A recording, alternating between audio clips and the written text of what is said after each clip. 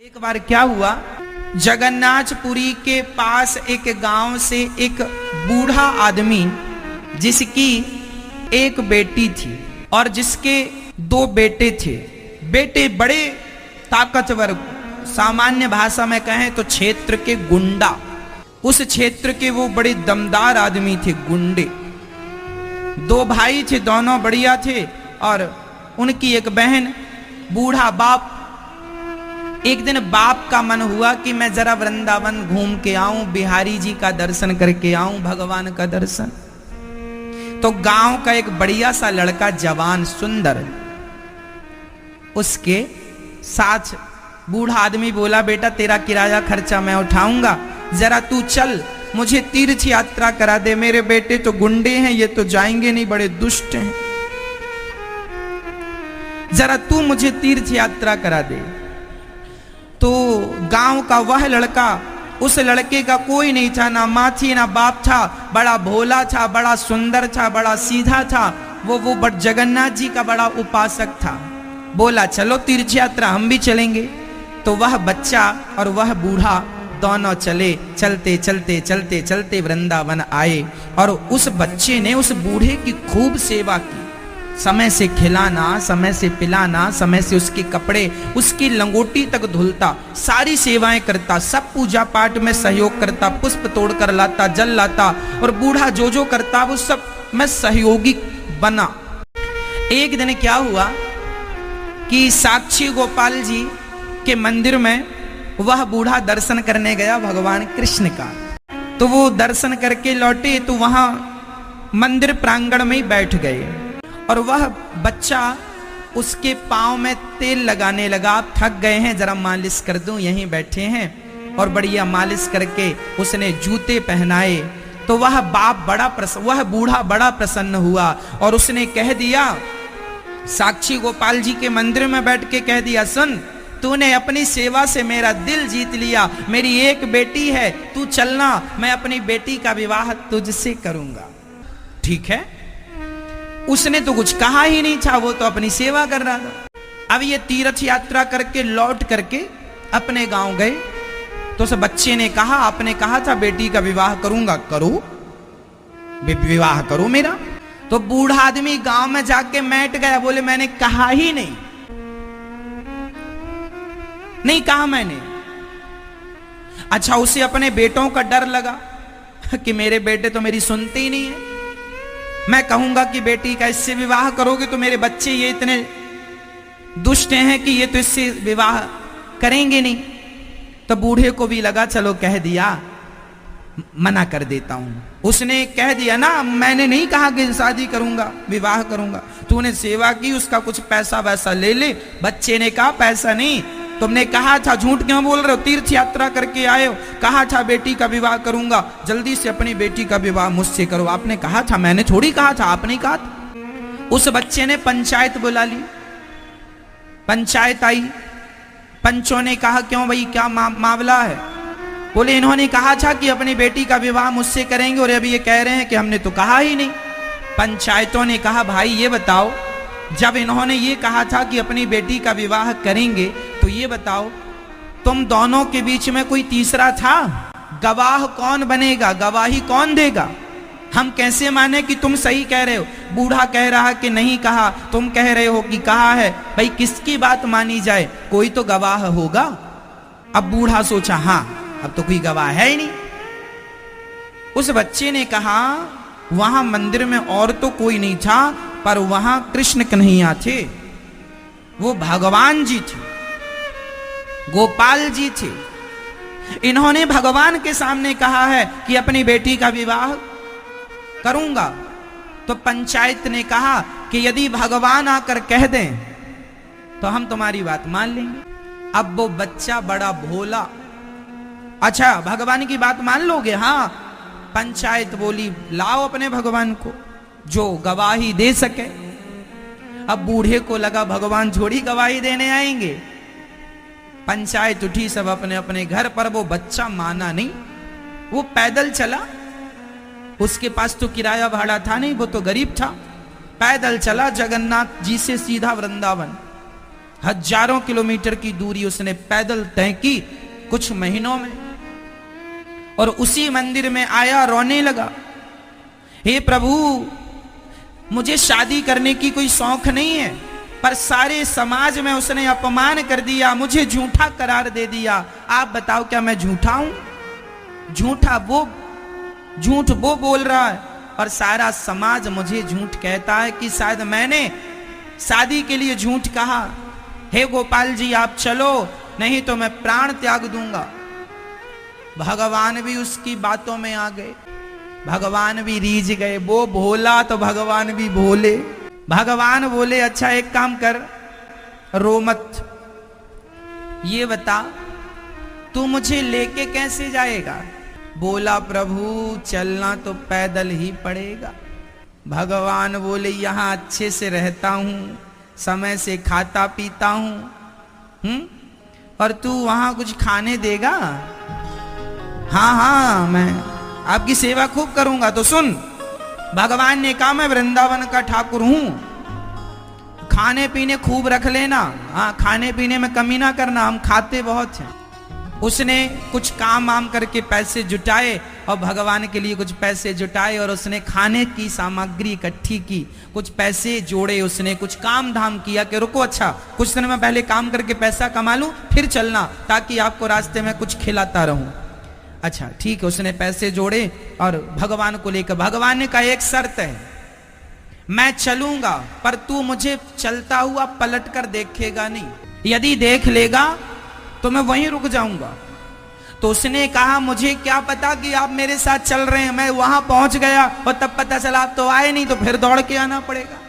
भगवान बोले जब तू चलेगा तो मेरे पायल की आवाज आती रहेगी, छम छम छम छम छम छम छम, ये आवाज तेरे कानों में आती रहे, समझ लेना कि मैं तेरे साथ हूं।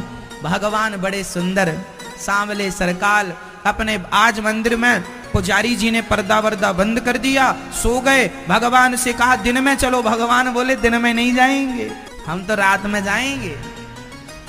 और सुन, रात को इसलिए चलेंगे हम इस बार खूब खा लेंगे, है ना, खा के रात में निकलेंगे तो रात में 12 घंटे में कुछ यात्रा लंबी हो जाएगी तो ये ढूंढ नहीं पाएंगे, नहीं पकड़ के फिर ले आएंगे पुजारी जी। पुजारी जी ने सुलाया भगवान को, पुजारी जी घर गए, यहां साक्षी गोपाल चल पड़े। अब वो आगे आगे चले, ये छम छम छम छम पायल बज रही है और वो बड़े भाव से भगवान का नाम जपता हुआ चले। जय कन्हैया लाल जी, जय कन्हैया लाल की, जय कन्हैया लाल की, जय हो गोपाल की जय हो। उसको कुछ ज्यादा आता नहीं था, बस यही कहे जय कन्हैया लाल की, जय हो गोपाल की, जय कन्हैया लाल की। भोला था, कोई मंत्र तंत्र आता नहीं था, जय कन्हैया लाल की, जय हो गोपाल की, चलता जाए नाचता जाए। और पीछे पीछे ठाकुर जी जहां विश्राम होए तो पेड़ की छांव में तंबू लगाए, भगवान को बिठाए और भगवान को खवाए। कहीं वहां साग सब्जी मिल जाए तो ककड़ी काट के खवाए, टमाटर काट के खवा दे, लो प्रभु टमाटर खाओ, लो प्रभु ये खाओ। चलते चलते चलते चलते भगवान पहुंचे कहां? उड़ीसा, जगन्नाथपुरी जी के पास। वहां समुद्र के किनारे बालू ज्यादा थी तो भगवान के पांव धंसने लगे बालू में, तो जो पायल की आवाज थी वो आनी बंद हो गई। और जब आवाज आनी बंद हो गई तो इसको लगा अभी तक तो आवाज आ रही थी, अब तो आ नहीं रही है, लगता भगवान पीछे रह गए। तो इसने पलट कर देख लिया और पलट कर देखा तो भगवान वहीं खड़े हो गए। बोला प्रभु आगे चलो ना, हमने कहा था ना पलट के ना देखना हमारे चलते समय, तुमने पलट कर देखा, अब यहीं खड़े रहेंगे। तो फिर गांव के लोग कैसे मानेंगे? बोले गांव वालों को यहीं बुलाओ। गांव वालों को यहीं बुलाया गया, पंचायत यहीं लगी और भगवान ने गवाही दी कि हाँ इस बूढ़े ने कहा था कि इसका विवाह इसकी लड़की से होगा, मैं गवाही देता हूं। तब से उनका नाम साक्षी गोपाल जी, आज भी भगवान साक्षी गोपाल जी वहीं विराजमान है। एक बार क्या हुआ, एक लड़के के 2 भाई थे, उनका बाप मर गया, मां रोने लगी। बच्चों ने समझाया मां रोया मत कर। पिता का संस्कार हुआ, पिता की राख भरी घड़े पे, मां ने कहा बेटा तुम अपने पिता को कभी गंगा नहवाने तो ले नहीं गए, एक काम करो, पिता की अस्थियां तुम गंगा जी में ले जाओ, डाल दो। लड़के बड़े नास्तिक थे, 2 लड़के थे, दोनों नास्तिक थे। मम्मी पागल हो गई हो, गंगा जी में राख डालेंगे तो क्या होगा? बेटा मुक्ति मिल जाएगी, गंगा जी में किसी की राख स्पर्श हो जाए तो उससे मोक्ष मिल जाता है, ऐसा पुराणों में लिखा है, बेटा डाल दो। और गंगा उनके घर के पास से केवल 30 किलोमीटर दूर थी। बेटा समय निकाल के, मां रोज कहती बेटा बेटा नहीं, मैं बाद में जाऊं। नास्तिक थे ना, मानते नहीं थे। एक दिन बेटा बोला चल ठीक है, बाप की अस्थियां उठाई और गाड़ी पर रख के ले गया। तो रास्ते में नाला था और नाला भी जाके गंगा में मिल रहा था। तो उसको लगा कि अब कौन पेट्रोल डीजल फूके गंगा जी तक, नाला में डाल दो तो ये तो नाला खुद मिला देगा। इतने नास्तिक बेटे थे कि बाप की अस्थियां नाले में डाल के आ गए। तो स्त्री को सपना आया, कहा देख तेरे बच्चे ऐसे नालायक हैं कि मेरी अस्थियों को उन्होंने नाला में डाल दिया। सुबह मम्मी ने कहा क्यों रे मूर्ख, तूने पिता की अस्थियां नाले में डाल दी? बच्चे ने कहा मां तुझे कैसे पता चला? बोले तेरे पापा सपने में आए थे, जा जल्दी से वो अस्थियां उठा के गंगा में डाल के आ। लड़कों ने कहा पापा को भी ये सुधरेंगे नहीं। बताओ 20 किलोमीटर वापस आके मां को सपना देने आ गए, 10 किलोमीटर आगे जाके खुद नहीं नहा के आएंगे गंगा जी में। ऐसे नास्तिक बेटा, उन्हें फिर भी शर्म नहीं आई। तो आजकल बेटे हो भी जाएं तो जरूरी नहीं है कि तुम्हारी अस्थियां गंगा जी तक पहुंचा दें। आपके बेटे हो भी जाएं तो जरूरी नहीं है कि तुम्हारा पिंडदान करें। आजकल के बच्चे बोलते हमें तो विश्वास ही नहीं, हम तो मानते नहीं। तुम बेटों के लिए मरते रहे इसलिए कि वो पिंडदान करेंगे और उन्हें तो पिंडदान पर भरोसा ही नहीं। ये और विडंबना है। इसलिए बेटों के भरोसे कुछ मत करना। हम तो कहते हैं अपनी 13वीं बरसी भी खुद करके जाओ, अपनी 13वीं और बरसी खुद कर लो। कई बार ना मरने के बाद बच्चों को, बच्चे बाप के नाम की गाय दान करते, हमारे पिताजी के नाम की गाय, हमारे पिताजी के नाम की ये, पिताजी के नाम की। पिताजी क्यों जब तक थे तब तक उनने खुद ने क्यों नहीं किया? हाँ। आपका बेटा आपके मरने के बाद ऐसी गाय दान करेगा कि पंडित जी के घर जाते जाते मर जाएगी गाय। सबसे बुढ़ी लाएगा खरीद के 500-600 की, सबसे बुढ़ी गाय मर जाएगी घर जा, ऐसी गाय दान करेगा तुम्हारे नाम। अभी तुम जी रहे हो, बढ़िया कर लो जो करना है तुम्हारे नाम से, खुद कर लो। मरने के बाद बेटों के भरोसे ना रहना। गेहूं भी दान करेंगे तो खराब वाला। जीते जी अपना सारा कर्म करके जाओ, आश्रित मत रहना किसी के। अच्छा कर्म करके मरोगे ना मेरी माँ, अच्छा कर्म करके मरोगे ना मेरे भाई, तो पिंडदान की भी जरूरत नहीं पड़ेगी तुम्हें। एक चेला गुरुजी के पास गया, गुरुजी हमने 70 लोगों का मर्डर किया है, ऐसी कृपा करो कि हमारे सारे पाप धुल जाएं। हमने बहुत पाप किया है, अपराध किया है, अब बताओ कैसे मोक्ष मिलेगा। गुरुजी डर गए, हे भगवान 70 लोगों को मारा है इसने। गुरुजी बोले यदि हमने कुछ नहीं बोला तो कहीं हमें ना मार दे, 71वें हम हो जाएं। तो गुरुजी ने कहा सुनो, ये काला झंडा लो और ये सूखा बांस लो और जाओ सारे तीर्थों का भ्रमण करो। जिस तीर्थ में तुम्हारा काला झंडा सफेद हो जाए और सूखा बांस हरा हो जाए, समझ लेना कि तुम्हारे पाप धुल गए।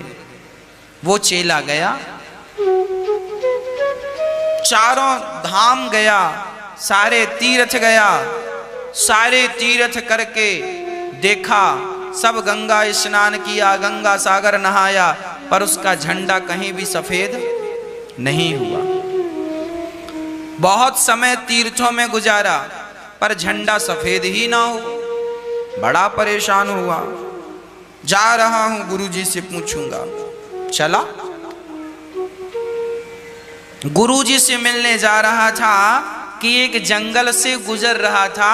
वहां एक महिला के चिल्लाने की आवाज आई, स्त्री चिल्ला रही थी बचाओ बचाओ बचाओ। तो ये आदमी उस स्त्री के पास चला गया, देखा तो 10 लोग उस स्त्री को पकड़े और 10 लोग उसकी इज्जत लूट रहे थे, उसे तंग कर रहे थे, परेशान कर रहे थे। वो नारी चिल्ला रही थी, भैया बचाओ, कोई बचाओ, और ये सब हंस रहे थे 10 के 10। अब इस आदमी को लगा राम राम, मैंने 70 लोग मारे हैं, यदि स्त्री की रक्षा करूंगा तो 10 और मरेंगे, 10 को मारना पड़ेगा, और 70 का ही पाप नहीं धुल रहा और 10 और चढ़ जाएगा। पर वो स्त्री जब रोई तो उसको देखा ना गया, उसको लगा ठीक है, जैसे 70 वैसे ही 80 गया, और बड़ा दमदार था, उसने पकड़ पकड़ के 70 की तलवार से गर्दन काट दी, वो 10 की गर्दन काटी। उस महिला से कहा, बहन जाओ जाओ। वो महिला बड़ी करुणा की दृष्टि से उसे देखती हुई सोची, ये कोई भगवान है जो मेरी रक्षा करने आए हैं। उस स्त्री ने हाथ जोड़कर कहा, हे प्रभु आपने मेरी रक्षा की। बड़ी प्रसन्न हुई, आंखों के आंसू पहुंचे और चली। और इस आदमी ने अब अपना झंडा उठाया तो देखा इसका झंडा सफेद हो गया और उसका बांस सूखा हुआ हरा भरा हो गया। दौड़ा दौड़ा गया, गुरुजी चमत्कार हो गया। गुरुजी को लगा आ गया, अब मुझे मारेगा। गुरुजी ने देखा, क्यों चेला झंडा सफेद? हाँ गुरुजी सफेद हो गया, बांस भी हरा हो गया। गुरुजी बोले, किस तीर्थ में तुम्हारा झंडा सफेद हुआ? तब उसने कहा, जैसे 70 वैसे ही 80 तीर्थ में सफेद हो गया। जैसे 70 वैसे ही 80 क्या है? बोले, गुरुजी सारे तीर्थ गए हम, कहीं झंडा सफेद नहीं हुआ, पर जब हमने किसी महिला की रक्षा की तो महिला की रक्षा करने से उस तीर्थ में हमारे 10 दुश्मनों को मारा हमने, अपने आप हमारा झंडा सफेद हो गया। कहने का अर्थ यह हुआ कि आज उन 10 लोगों को मारना ही इसका धर्म था। तो मारना भी पुण्य हुआ कि नहीं? किससे मारना पुण्य है? जो स्त्रियों के साथ अत्याचार कर रहे हों, पराई नारी को परेशान कर रहे हों, ऐसे लोगों को मार देना सबसे बड़ा पुण्य है। ऐसे लोगों की हत्या कर देना सबसे बड़ा पुण्य है। तो धर्म की परिभाषाएं समय काल परिस्थिति के अनुसार यूं बदल जाती हैं।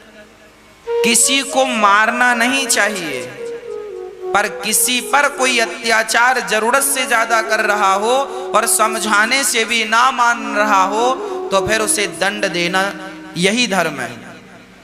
दंड देना ही धर्म है। रावण जैसे अत्याचारी जो पराई स्त्रियों को उठाकर ले आते थे, इन जैसों को मार डालना ही धर्म है। कहो जी, धर्म है कि नहीं? आज संसार का प्राणी बहुत दुखी है। इसी दुख से उसे बचाने के लिए भगवान ने सोचा कि ये कैसे बचेंगे। तब भगवान स्वयं वेद व्यास जी के रूप में इस धरती पे अवतरित हुए और उन्होंने श्रीमद् भागवत जैसे महाग्रंथ की रचना की कि आपका दुख दूर करने के लिए व्यास जी महाराज ने भागवत लिखी। भागवत जी में क्या लिखा व्यास जी ने? ये व्यास गुफा है जो आप देख रहे हैं टीवी पर। ये बद्रीनाथ जी, देखिए इस गुफा को देखिए। ये गुफा ऐसी है जैसे एक कागज के ऊपर दूसरा कागज, तीसरा कागज, चौथा रखा है। ये पूरी गुफा व्यास गुफा है। ये ऐसी है मानो एक पन्ने के ऊपर एक कागज के ऊपर दूसरा, तीसरा, चौथा, पत्थर कागज के आकार का। इतने ग्रंथ लिखे व्यास जी ने कि वहाँ का वातावरण अलग ही है। आज दुनिया का कोई भी बड़े से बड़ा राइटर, लेखक व्यास गुफा में जाकर बैठकर कुछ लिखता है तो उसकी लेखनी कमाल कर जाती है। आज भी वहां का प्रताप है। उस गुफा में बैठकर आज भी व्यास जी कहीं गए नहीं, आज भी व्यास जी बद्रीनाथ जी में ही हैं। चूंकि हमारी आंखों में अब शक्ति नहीं रही महापुरुषों को देखने की, इसलिए वो हमारी आंखों में नजर नहीं आते, अब वो हमें दिखते नहीं हैं, पर वो हैं वहीं। आज भी व्यास जी महाराज उपस्थित हैं। व्यास जी ने सुंदर से ग्रंथ की रचना की, भागवत महापुराण। क्या लिखा इसमें? व्यास जी ने लिखा, भागवत जी में व्यास जी ने लिखा, जन्माद्यस्य यतः जन्म आदि यस्य जन्माद्यस्य। जिस परमात्मा ने हमें बनाया उसे याद कर रहे हैं, उसका शुक्रिया, उसका धन्यवाद, थैंक यू। हे विधाता, आपने हमें देखने को दिव्य दृष्टि दी, सुनने को हमें कान दिए। लोग कहते हैं महाराज जी हमारे पास कुछ नहीं, हम बड़े गरीब हैं। कौन कहता है कि हम गरीब हैं?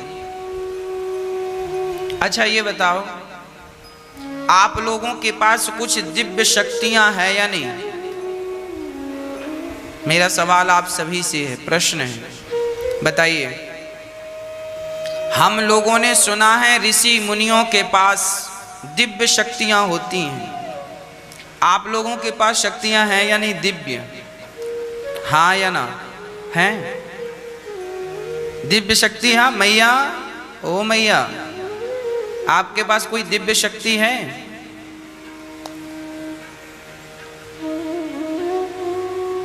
आप कहेंगे महाराज जी हमारे पास नहीं है।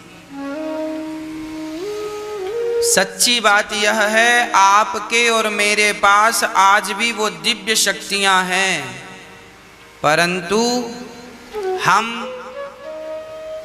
भूल बैठे हैं। हमें उसकी वैल्यू पता नहीं है। जो शक्ति, जो पावर हमारे पास है, हमें उसका बोध नहीं। अच्छा बताओ, कौआ और आप दोनों में अच्छा कौन बोलता है, कौआ कि आप? कौन बोलता है? आप अच्छा बोलते हैं। शेर और आप की बोली दोनों में से अच्छा कौन बोलता है? आप। हाथी और आप में अच्छा कौन बोलता है? आप। चिड़िया और आप में अच्छा कौन बोलता है? आप। 84 लाख योनियां हैं, 84 लाख योनियों में सबसे अच्छा आप बोलते हैं।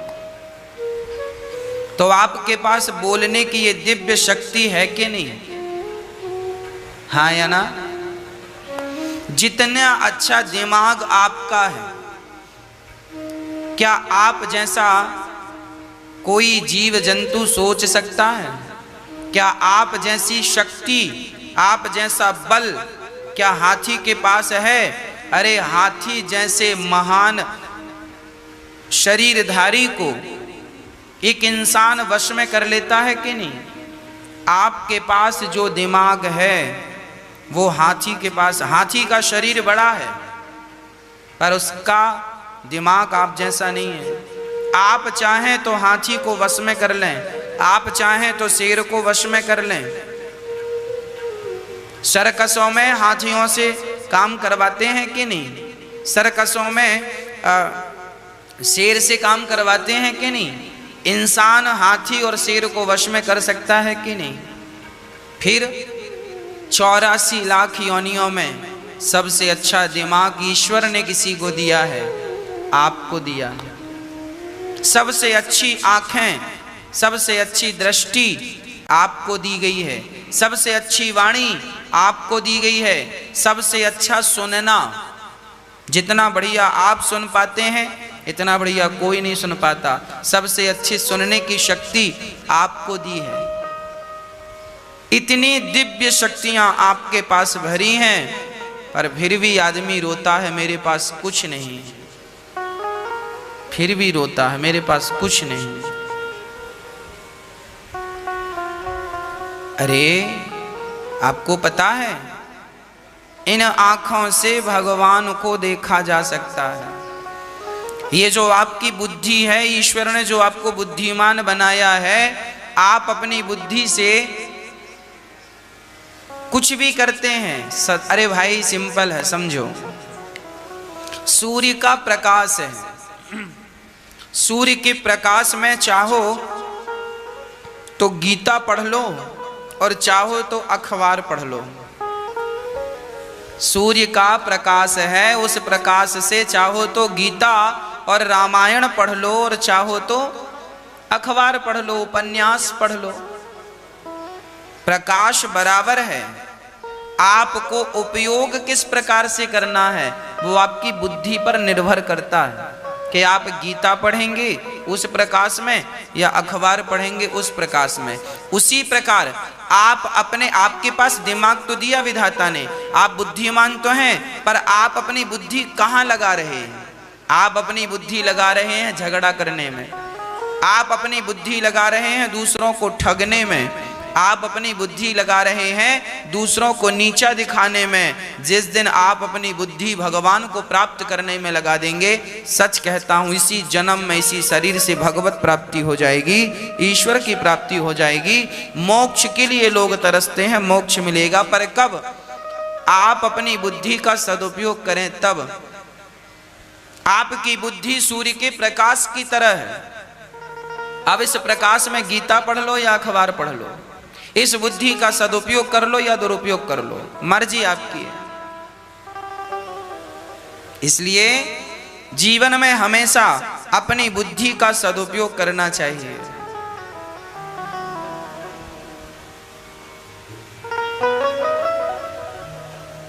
अपनी बुद्धि को विकसित कीजिए।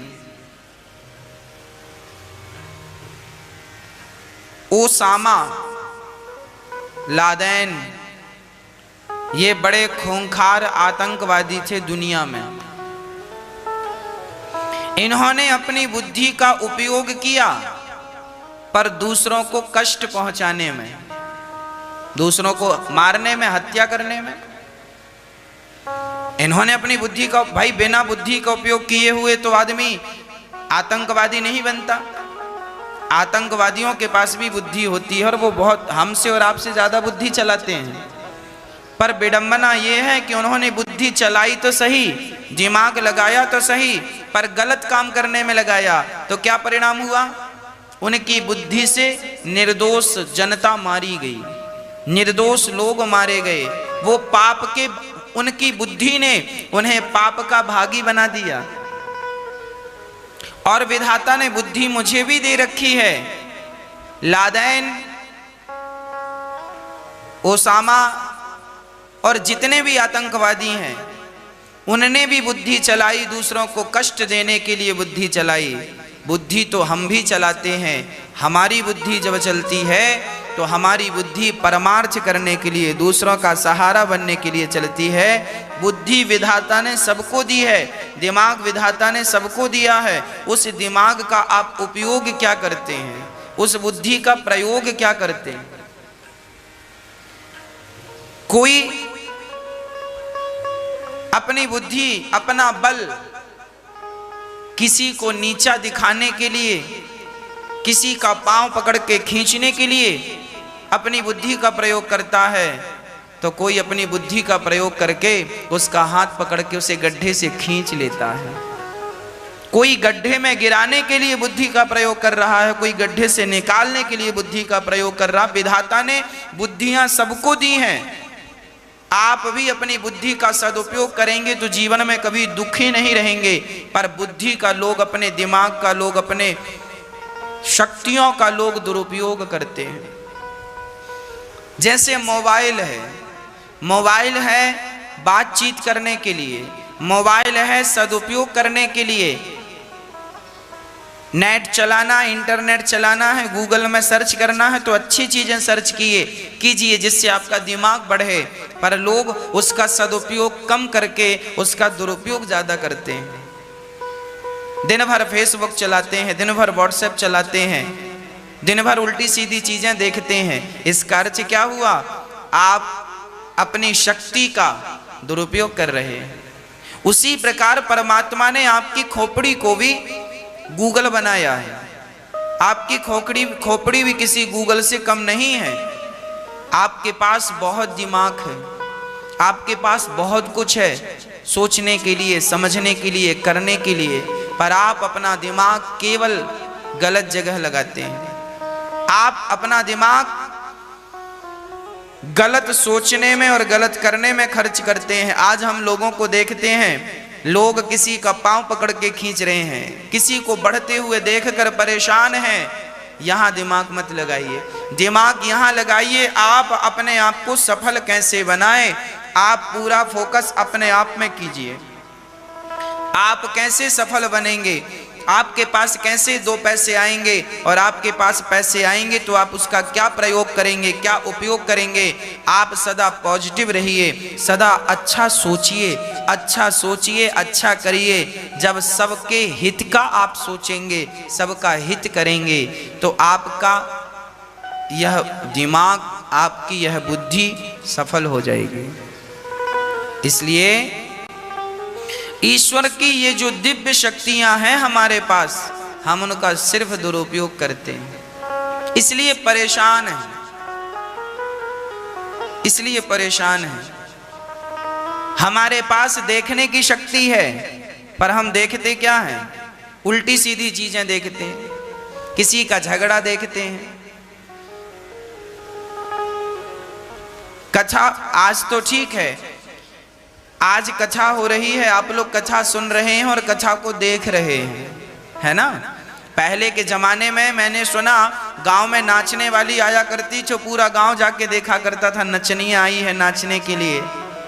मंदिर में इतनी भीड़ नहीं लगती थी जितनी भीड़ उस नाचने वाली को देखने के लिए लगती थी। तो भगवान ने आंखें दी हैं, अब इन आंखों से चाहो तो भगवान की आरती का दर्शन करो, भगवान का दर्शन करो, चाहे किसी वैश्या के नाच का दर्शन कर लो। आंखें तो हैं और दोनों काम हो रहे हैं, पर कौन सा सही है कौन सा गलत है, ये निर्णय आपका है। सूर्य के प्रकाश में गीता पढ़नी है कि अखबार पढ़ना है, मर्जी आपकी। कान आपके हैं, इन कानों से किसी की निंदा सुननी है, बुराई सुननी है, चुगली सुननी है, या सिर्फ भगवान की चर्चा सुननी है, मर्जी आपकी है। आज लोगों को निंदा सुनने में, बगल वाले की, पड़ोसन की, पड़ोसी की बुराई सुनने में बड़ा मजा आता है। और सुनाओ क्या हुआ, और सुनाओ फिर क्या हुआ। खोद खोद करके लोग पूछते हैं क्या हुआ, बताओ क्या हुआ, बड़ा स्वाद मिलता है। अरे भाई, पड़ोसी कैसा है, पड़ोसन कैसी है, आपको क्या करना, आप कैसे हैं, इस बात पे विचार कीजिए। जो समय किसी की निंदा और किसी की बुराई में जा रहा है, वो समय आप भगवान की चर्चा, कथा सुनिए, कुछ अच्छा सुनिए, ताकि आप कुछ अच्छा कर पाएं अपने लिए। आपके पास मुंह है तो आप कुछ भी बोल देते हैं, किसी को भी बोल देते हैं, जो मन में आया बोल दिया। अरे भाई, बोलो यदि पहले तुम तौलो, फिर मुख को खोला करना। पुष्प नहीं बन सकते हो तो कांटे बनकर मत रहना। बोलने के पहले विचार करना चाहिए, क्या बोलें और क्या ना बोलें। इसलिए आपका काम है, परम कर्तव्य है कि आप अपनी वाणी से कभी किसी की निंदा ना करें, आप चुगली ना करें, आप केवल भगवान की कथा सुनाएं और भगवान की कथा सुने। अपने इंद्रियों का, अपने शरीर का यही सदुपयोग है कि हमारी समस्त इंद्रियां, हमारा समस्त शरीर भगवान की सेवा में लगे, समाज की सेवा में लगे, भारत माता की सेवा में लगे। यही हमारे शरीर की, हमारी इंद्रियों की सार्थकता है। यदि आप ऐसे हैं कि अपनी आंखों से, अपनी वाणी से, अपने कान से, अपने मन से, अपने शरीर से सबका हित चाहते हैं, तो आपका कभी अहित नहीं होगा। ये लिखित में आप हमसे ले लीजिए। और आपने मन से, वाणी से, कर्म से किसी का गलत किया तो आपका हित हो नहीं सकता, ये भी लिखित में आप लीजिए। हाँ, भगवान जन्म देने वाले हैं, जन्माद्यस्यतः। क्या करते हैं भगवान? चार्थे सुभिज्ञ स्वराट, सब जानते हैं भगवान। जिन भगवान को देखकर मोह्यंत यत्सूर्यः, बड़े बड़े यत्सूरी मोहित हो जाते हैं, ऐसे भगवान को हम नमस्कार करते हैं। धर्मः प्रोजित कई तवोत्र परमो निर्मत्सराणाम सताम। धर्म क्या है? निर्मत्सरता का त्याग ही सबसे बड़ा धर्म है। धर्म क्या है? भागवत जी का पहला प्रश्न है कि मनुष्य का धर्म क्या है। देखिए, आज लोगों को यही ज्ञान नहीं है कि हमारा धर्म क्या है। आप लोगों को पता है कि आपका धर्म क्या है? आज हम लोगों से पूछते हैं, भाई बताओ तुम्हारा धर्म क्या है? वो कह देता है हमारा हिंदू धर्म है। उससे पूछो भैया ये हिंदू क्या है, उसे कोई नॉलेज नहीं है। हमारा धर्म हिंदू धर्म नहीं है। हम हिंदू क्यों हुए? हमें पहले आर्यवर्त कहते थे लोग, हमें पहले आर्य कहते थे। सिंधु नदी के किनारे रहने से, सिंधु नदी के किनारे बसने से हिंदू कहलाए। सिंधु सिंधु से हिंदू हिंदू हो गए। हमारा धर्म हिंदू धर्म नहीं है। सिंधु नदी के कारण हिंदू पहचान हुई है। धर्म हमारा है सत्य सनातन धर्म। हमारा धर्म तो सत्य है, और सनातन कहते हैं अनादि को। सनातन कहते हैं जिसकी गहराई का कोई पता ना हो। सनातन मीन्स इतना पुराना।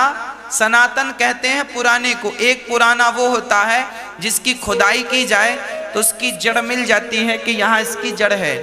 पर एक सनातन ऐसा, सनातन मीन्स ये है पुराना, कि समुद्र की गहराई बड़े बड़े वैज्ञानिकों ने नापी तो उनका पैरामीटर उतनी दूर तक गया और उसके बाद काम करना बंद कर दिया। मतलब जितनी समुद्र की गहराई नापी गई है उससे भी कहीं ज्यादा समुद्र की गहराई है। समुद्र उससे भी गहरा है जितना हमें पता है।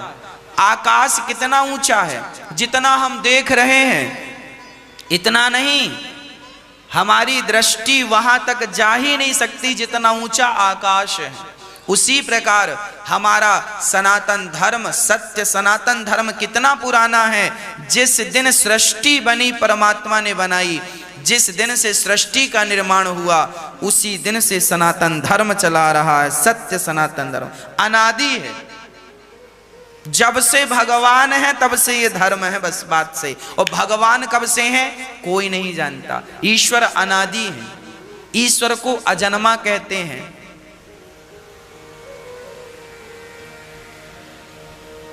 सत्य सनातन धर्म, हमारा धर्म क्या है?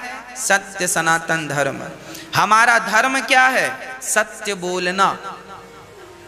हमारा धर्म क्या है मेरी माँ? सत्य बोलना। आज लोग सत्य नहीं बोलते। कहते हैं हम हिंदू हैं और सत्य बोलते नहीं। कहते हैं हम सत्य सनातन धर्मी हैं पर सत्य तो बोलते नहीं। तो भैया जब सत्य सनातन धर्म के फॉलो करने वाले हो इस धर्म को, तो सत्य क्यों नहीं बोलते? जो आदमी सत्य ना बोलता हो वो सनातनी कैसे होगा? इसलिए हम सबको चाहिए कि हम सत्य बोलें। सत्यम ब्रूयात प्रियम ब्रूयात। सत्य बोलना हमारा धर्म है। दया करना हमारा धर्म है। कोई आपसे पूछे कि आपका धर्म क्या है तो आप कहेंगे परहित सरिस धर्म नहीं भाई। परहित लोगों का हित करना, हृदय में दया रखना, सबके प्रति करुणा करना, सबके प्रति स्नेह रखना, यही हमारा धर्म है। आज लोगों के अंदर दया नहीं है। मुर्गी को काट डालते हैं, मछली को मार डालते हैं। अरे भैया मछली ने तुम्हारा क्या बिगाड़ा है? तुमने मछली को मार डाला। क्या किसी की हत्या करना यही तुम्हारा धर्म है? क्या किसी जीव को मार डालना तुम्हारी मर्दानगी है? तुम बलवान हो इसका अर्थ ये थोड़ी है कि तुम किसी की गर्दन पर तलवार चलाओ। आज लोग बकरे को मार डालते हैं, भैंसे को मार डालते हैं, तो क्या ये धर्म की परिभाषा, धर्म का काखा गाघा जानते हैं? धर्म क्या है? अहिंसा ही परमो धर्मः। जीव मात्र की रक्षा, चींटी से लेकर हाथी तक की रक्षा ही हमारा धर्म है। हम मारने वाले नहीं हैं, हम बचाने वाले हैं। जीव मात्र की रक्षा करना, जीव मात्र को बचाना, यह हमारा धर्म है। कोई आपसे पूछे आपका धर्म क्या है, बोले सब जीवों की रक्षा करना हमारा धर्म है, सत्य बोलना हमारा धर्म है, दया करना हमारा धर्म है। दया धर्म का मूल है, पाप मूल अभिमान, तुलसी दया न छोड़िए जब तक घट में प्राण। हमारा धर्म क्या है?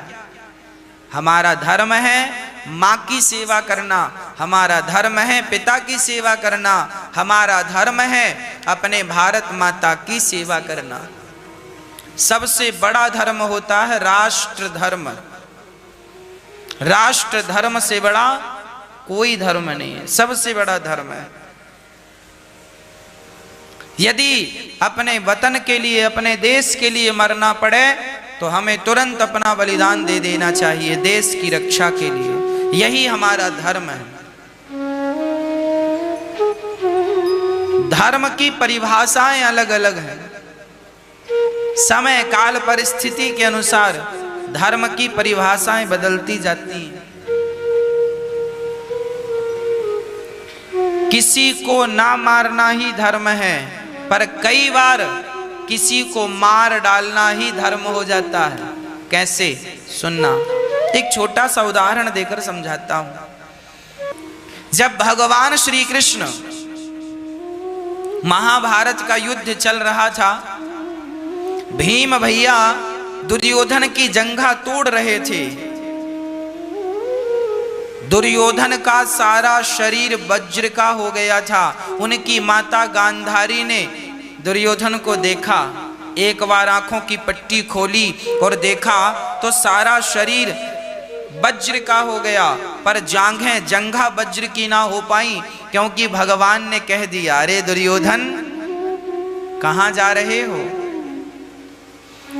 बात ऐसी है कि जब महाभारत में 99 कौरव मारे गए तो दुर्योधन बचा।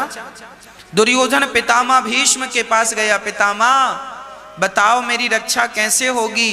पितामह ने कहा, धर्मराज युधिष्ठिर बताएंगे कि तुम्हारी रक्षा कैसे होगी। दुर्योधन बोला, युधिष्ठिर तो हमारे दुश्मन हैं, वो हमें क्यों बताएंगे? भीष्म पितामह ने कहा, धर्मराज युधिष्ठिर का कोई दुश्मन नहीं, वो अजात शत्रु है। अजात शत्रवः, अजात शत्रु मतलब जिसका कोई दुश्मन ना हो। धर्मराज युधिष्ठिर के पास जब दुर्योधन गया, भैया मेरी रक्षा कैसे होगी महाभारत के युद्ध से? नहीं तो भीम मुझे मार डालेगा। धर्मराज युधिष्ठिर ने देखो अपने दुश्मन का सहयोग किया। धर्म क्या है हमारा? धर्मराज ने कहा, जाओ तुम्हारी मां गांधारी यदि आंखों की पट्टी हटाकर तुम्हें देख लें तो तुम्हें सुदर्शन चक्र भी मार नहीं सकता। दुर्योधन गया, मां आप अपने आंखों की पट्टी उतार कर मुझे देख लो मां, ताकि मैं वज्र का हो जाऊं। मां ने कहा, बेटा कल सुबह आ जाना बिना कुछ खाए पिए, पर याद रहे सारे कपड़े उतार कर आना, निर्वस्त्र होकर आना। ठीक है मां। जब निर्वस्त्र होकर दुर्योधन जाने लगा तो भगवान आ गए। भगवान ने कहा, अब भगवान आए तो दुर्योधन यहां वहां पेड़ के पीछे छिपने लगा। भगवान बोले, क्या हुआ? ये नंगे हो कि कहां जा रहे हो? बोले, अपनी मां के पास जा रहे हैं। क्यों? बोले, आज मां हमें देखना चाहती है।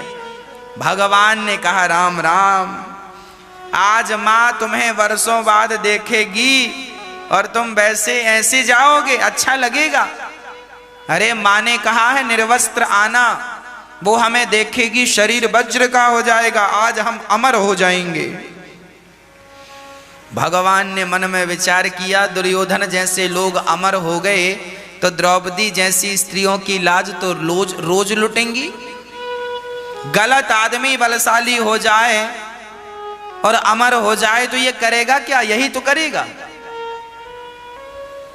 भगवान बोले, दुर्योधन तुम्हारी माँ के सामने तुम निर्वस्त्र जाओगे, शोभा देगा? माँ ने कहा है कपड़े ना पहनना। अरे भगवान ने कहा कपड़े पहनने का मना किया है, पत्ते लपेटने का थोड़ी मना किया है।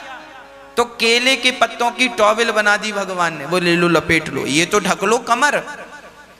उसने भी सोचा बात सही है, माँ के सामने जा रहा हूं, कमर ढक ली उसने अपना केले के पत्ते से। गया, माँ ने कहा बेटा सारे कपड़े उतार दिया? हाँ माँ, कोई कपड़ा नहीं है। माँ ने पट्टी खोली, कहा बेटा घूम जाओ। खड़ा खड़ा दुर्योधन घूमता गया, जहां जहां दृष्टि पड़ती गई माँ की वो अंग वज्र का होता गया, परंतु जंघा पर दृष्टि ना पड़ने से दुर्योधन की जंघा कमजोर रह गई। क्यों कमजोर रह गई जंघा? क्योंकि दुर्योधन ने द्रौपदी से कहा था, आओ द्रौपदी मेरी जंघा पर, मेरी जांघों पर बैठ जाओ। जब पराई स्त्री को आप ऐसे शब्दों का प्रयोग करते हैं तो आपकी जंघा तो कमजोर होनी ही थी। उसी दिन कमजोर हो गई थी जिस दिन आपने द्रौपदी से कहा था कि आओ मेरी जंघा पर बैठ जाओ। जब दुर्योधन का भीम भैया से युद्ध हुआ तो गदा युद्ध का नियम होता है कि जंघा पे कोई वार नहीं होता। गदा युद्ध का नियम होता है कि गदा कमर के नीचे नहीं मारी जाती, या तो पेट में छाती में मारो या तो पीठ में, ना तो सिर पे गदा मारी जाएगी ना तो कमर के नीचे मारी जाएगी। और भीम भैया कमर के नीचे मार रहे थे, जंघा पर मार रहे थे। तभी बलराम जी आ गए। और बलराम जी कौन है? बलराम जी ही वो थे जिन्होंने दुर्योधन को और भीम को गदा चलाना सिखाया था, दोनों के गुरु थे ये। बलराम जी आए, दुर्योधन को देखा वो पड़ा था और ये जंघा पे गदा का प्रहार कर रहे थे। बलराम जी ने डांटा, भीम तुम्हें सिखाया गया है कि जंघा के नीचे प्रहार नहीं करना, कमर के नीचे प्रहार नहीं करना, जंघा पे प्रहार नहीं करना गदा का, और तुमने गुरु की बात नहीं मानी। मैं तुम्हें मारूंगा, मुझसे युद्ध करो। भगवान श्री कृष्ण ने बलराम जी को बुलाया, सुनो दाऊ भैया आप मत रोको। अरे कन्हैया क्यों ना रोके, ये गलत कर रहा है, गलत कर रहा है। मैं आज भीम को मारूंगा और मैं आज मार डालूंगा भीम को, इसने युद्ध का नियम तोड़ा है। तब भगवान श्री कृष्ण बोले, वाह आज आ गए ज्ञान देने। कहां थे उस दिन जब भरी सभा में द्रौपदी की लाज लुट रही थी? तब क्या वो धर्म था? अपनी भाभी को ये बोल रहा था कि मेरी जंघा में आकर बैठ जाओ, तब क्या ये धर्म था? भरी सभा में उस नारी की लाज लूट रहा था, निर्वस्त्र कर रहा था, क्या ये धर्म था? तब कहां थे धर्म का उपदेश करने वाले आप, और आज धर्म की बातें कर रहे हो?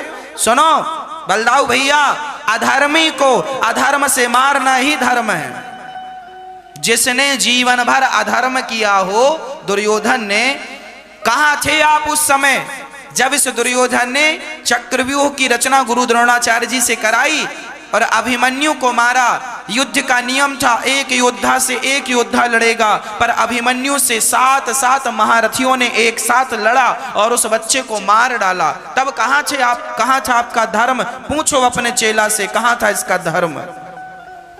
जब तुमने धर्म की परवाह नहीं की तो अब मरते समय धर्म की दुहाई क्यों दे रहे हो? भैया धर्म का पालन करो। क्या तुमने धर्म का पालन किया था? जब तुमने धर्म का पालन नहीं किया तो सामने वाले से धर्म की क्या अपेक्षा रखते हो?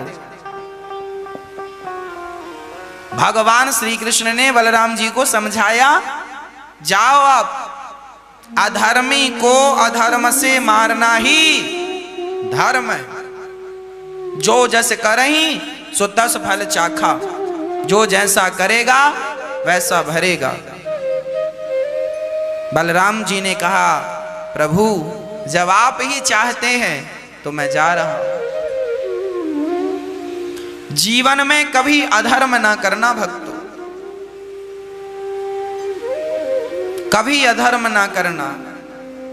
धर्मो रक्षति रक्षिता। पांडवों की विजय इसलिए हुई क्योंकि पांडवों ने अधर्म नहीं किया। माना कि दुर्योधन की हत्या गलत ढंग से हुई, पर क्या शुरुआत पांडवों ने की? अधर्म की शुरुआत पांडवों ने नहीं की, अधर्म की शुरुआत सबसे पहले कौरवों ने की। आज पूज्य श्री अनिरुद्धाचार्य जी महाराज ने हम सभी लोगों को बहुत ही उत्तम एवं शिक्षाप्रद कथा सुनाई है। आशा करता हूं कि इस शिक्षाप्रद कथा से हम सभी लोग कुछ न कुछ शिक्षा अवश्य ग्रहण करेंगे और अपने जीवन को सुखी और सात्विक बनाने का प्रयास करेंगे। मित्रों, अगर आपको यह शिक्षाप्रद कथा पसंद आई हो तो वीडियो को लाइक करें और अधिक से अधिक लोगों को शेयर भी करें, जिससे और भी लोग महाराज जी की इस शिक्षाप्रद कथा से शिक्षा लेकर अपने जीवन को सुखी बना सकें। मित्रों, अगर आपने अभी तक हमारे चैनल को सब्सक्राइब नहीं किया है तो हमारे चैनल को तुरंत सब्सक्राइब भी कर लें, जिससे आपको नोटिफिकेशन के माध्यम से महाराज जी के शिक्षाप्रद कथा तुरंत प्राप्त हो सकें। मित्रों, तो कल फिर किसी शिक्षाप्रद कथा के साथ आप लोगों के समक्ष प्रस्तुत होंगे। तब तक के लिए जय श्री राधे।